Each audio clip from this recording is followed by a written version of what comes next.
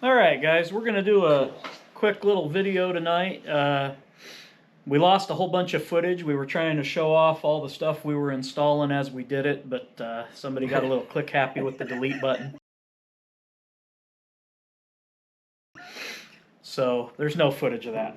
You're welcome.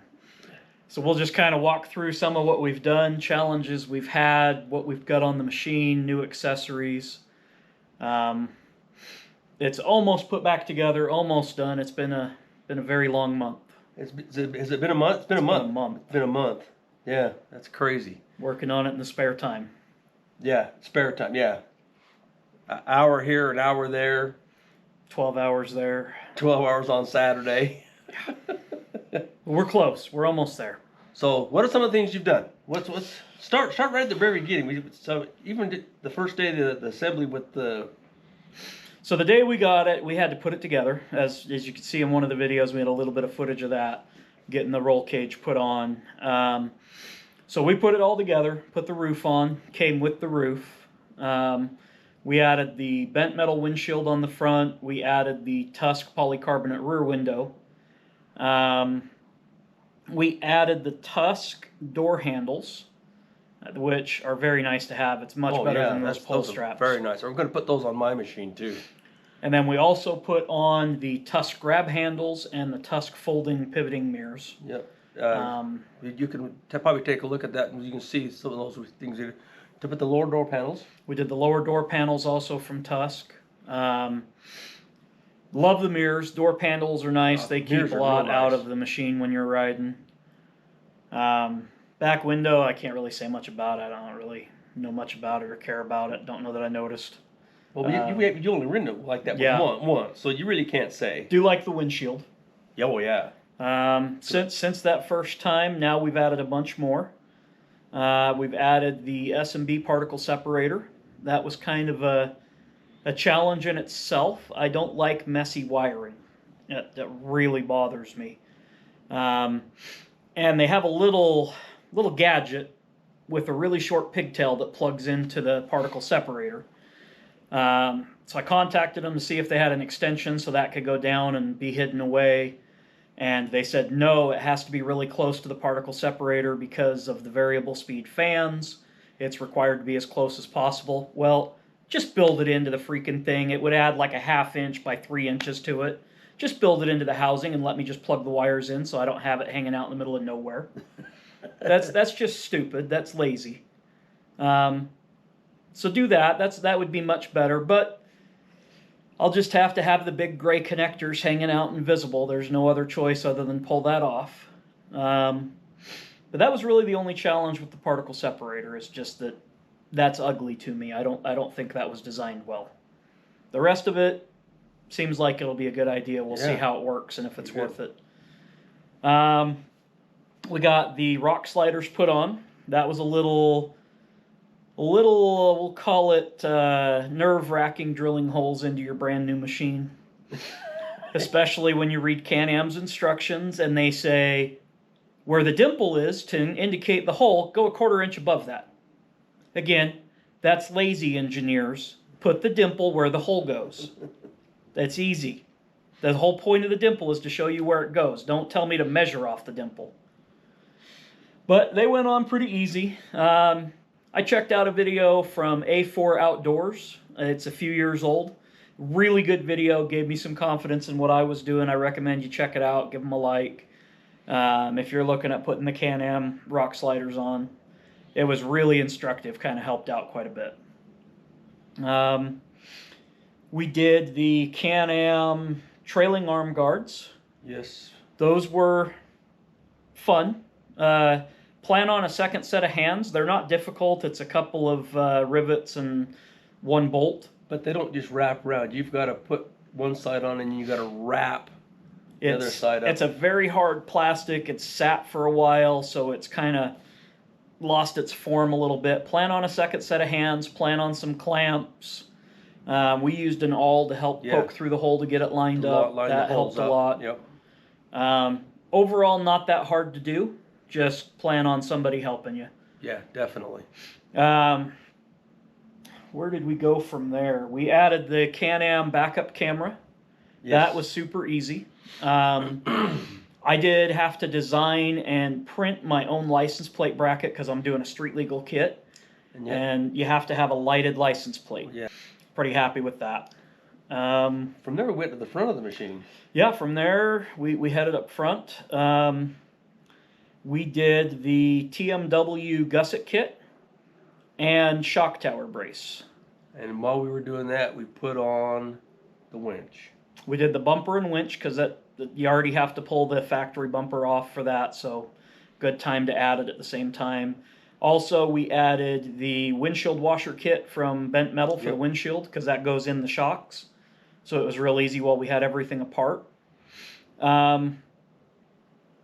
We flipped the shocks because the windshield washer kit requires you to flip them. You can't just rotate them out. You have to flip them to the opposite side of the machine. Yeah, where those shock reservoirs go is where the fluid for the windshield washer. And we'll show a clip of that, of where that windshield washer reservoir's at. That was real simple, super easy. We added the windshield wiper at the same time. That looks like it's going to work really good. It covers most of the windshield. Really nice. As far as the TMW Gusset kit, looks really well made, feels solid. You know, I don't think I'm going to have any problems with it. A little frustrating, again, lazy engineering. Every single hole on every bracket, every part of it had to be drilled out. Nothing was the right size. Well, they set the wrong size bolts. So in their instruction videos, they tell you you're using 5/16 bolts. They sent 8mm. 8mm is just slightly larger than 5/16. 5/16 hole, 8mm won't fit. So it looks like they've changed to all metric because all the bolts they sent were metric, and they did not go in and resize the holes in their parts they're manufacturing. So a lot of paint interference and hole size interference too. So plan on that if you're gonna do that kit. I mean, it seems solid. It seems like really a good kit, but there was a lot of interference problems we had to resolve, grinding here and drilling there. A little bit of extra work. And plan ahead. Don't assume anything is going to work. You need to test fit and plan to do a little bit of. So how many times touch do you up think yourself. we assembled everything? For that Gusset kit, I believe it was 4 or 5. Well, I was gonna say 4 or 5 assemblies on that. Get it on and then have to take it back off because this bolt won't go through the hole. Now we got to drill that hole out. And then we realized we put it on in the wrong order. Had to pull it back off. Do the lower A-arms first. Yeah, that was a big thing. Put the lowers on first. And then do the front part of the Gusset. Yep. And then get your uppers on. Make sure you put the Gusset on the right way. One of the times we put it back together, we did that wrong. Not that it's TMW's fault or Super ATV. We did the Super ATV bumper with Winch. They're completely different companies. Neither one of them think about designing their part to work with the other. But we did have to grind a little bit of material away on the Gusset to fit the winch bolts in. That's right. Because the winch bolts interfered where the bumper lines up on the Gusset kit. So we had to just kind of trim a little bit of wall away so the bolts would slide in there. Not a big deal, but just everything's still nice and tight, but just think about it. If you're going to do something like that, if you're going to mix and match from different manufacturers, you might have to do a little engineering. Just count on a little bit of dry fit. Yeah. So a little bit of extra work, but overall, not bad. I think I'll be happy with it. I don't see myself intentionally doing anything that would have broken the front end, but I do stupid stuff. So we'll see. Hopefully it saves me. We got a couple of Tusk light bars. Light bars. We put a 12-inch light bar on the shock tower mount. That looks like it's going to be really good. I'm gonna kind of keep it pointed down as more of a little spotlight right in front of the car. We got the 40-inch curved light bar up above the windshield. That's going to point down the road for me. So far, seems really bright. Haven't had a chance to ride with it, but we'll kind of let you know how that looks. Well, to make sure that Kevin goes first, and I'll just follow along. I'll just follow the taillights. I'll blind you. So we're excited. We got this ride coming up next week. Probably a week from tomorrow. A week from tomorrow? Well, we'll probably do a preliminary and then a film ride. So you'll get to see that. We'll make sure that we let somebody else transfer the footage so they don't hit the delete button. Hey. Live and learn, right? Yeah. Right. That's what we're doing. We're learning. We're big learning curve on some of this stuff. Well, while Kevin's been doing his stuff, I've been running through all the maps, Google Maps, Onyx, trying to figure out where we can go riding. So I've got a couple of rides kind of looked at that see we're gonna put in place and see if we can't do. But it's gonna be, we're getting excited. We really want to go riding. We're hoping to have some fun. It's cold. Yes. But we still plan on doing some riding here during the winter. We're just, we're headed to St. George this weekend, so we're going to do a ride down there.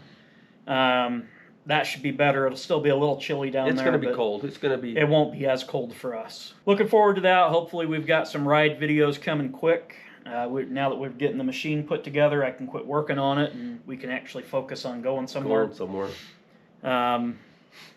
But hopefully we got a lot of fun rides coming for you. Stick with us and, give us a chance to learn what we're doing. Yep. Figuring stuff out's a lot of fun. Yeah. A little frustrating, but a lot of fun. No. We're going to learn how to run Onyx off-road and utilize that so we can set some trails. And we got some fun stuff we're going to go. Southern Utah is going to be our friend for the next 3 or 4 months, I think. Probably for the next 3 or 4 months. Come into spring, we're probably looking at some camping trips. We're going to be going out, maybe just single overnighters. Yeah. Because we do have the Utah BDR planned for next fall. That's going to be probably 8 or 9 days. Well, all right. I think we're ready to go this next weekend. I think so. So, what words of wisdom do you have for them while they wait for us to get another video up? Words of be patient with us. we try to video some stuff and we forget to turn the camera on, or else we forget to wear a microphone like we did tonight. We're not wearing microphones. We're hoping the camera's got a good mic. Well, awesome. Well, like the channel, subscribe, comment on the videos. That helps. Yes. We're still trying to figure out how to get more people to see it. Everything you can do helps us out and lets us continue to work on this. We need to have progress so the wives stay patient and understanding. Let us keep doing foolish things. Foolish things. Okay, awesome. And then through the magic of film, pretty soon we'll be in warm weather. Yes. I'm not going to snap like some do because my fingers are cold and it'll hurt. Well, alrighty. Okay. Okay, awesome.